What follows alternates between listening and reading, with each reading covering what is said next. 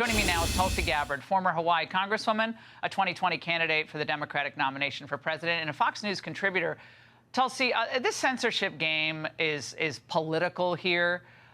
Explain why this is ultimately so concerning, especially given that quotation from Orwell, that if you edit the past long enough, people forget that there was a truth, and the new edit becomes the truth for a next generation.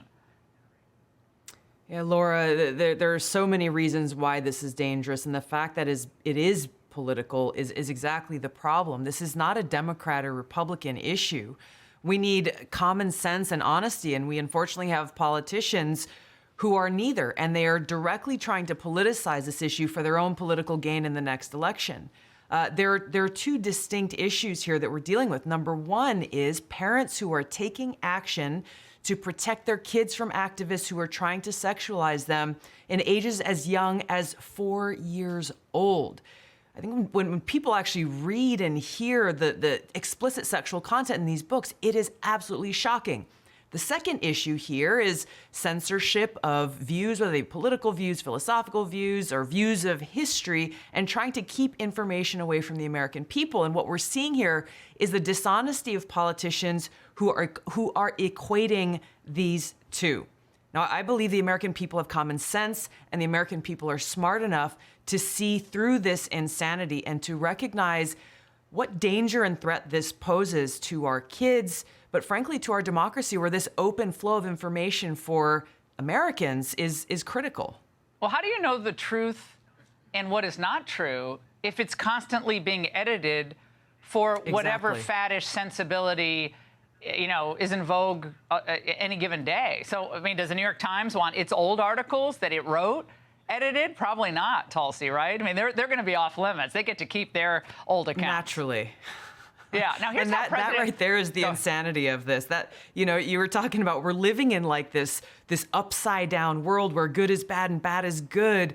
And we have a situation where these people, those who are part of this mainstream so-called woke establishment, they want to treat adults, they want to treat us as the American people like children and tell us, hey, we know what's best for you. We're going to control what information you can see and read and hear, what you can say, what information is acceptable versus what is misinformation. But when it comes to our kids, they want to treat our kids like adults. And as President Biden said the other day, that he believes our kids should have unfettered access to all books, including those who are targeting the most young and vulnerable in our kids with explicit child pornography and sexual content that you couldn't even put on the air. It is so atrocious. And this extends, of course, to racializing curricula as well. So America has to be portrayed as systemically racist.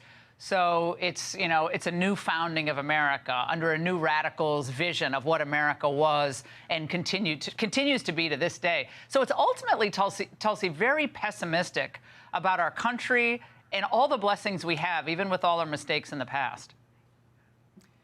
That's true. The American people should be exposed to and have access to the truth and the facts, all of them, about our history. We can learn from lessons from the past and actually work towards that vision our founders had for this country. That's what it means to be an American, to have this open, free marketplace of ideas, to be able to gather the information, treat each other with respect, have our leaders treat us like adults rather than children, and recognize we have the ability to make our own decisions. We don't need the government, dangerously, we don't need the government trying to do that for us. Or the woke censors as their proxies in these publishing houses. Exactly. And Tulsi, you know, turning to something we hit with Congressman Massey last night, President Biden is now trying a new tactic to reauthorize that controversial surveillance program in public and in private. Administration officials are stressing the need to track Mexican cartels and their Chinese suppliers in their push for Congress to re-up FISA.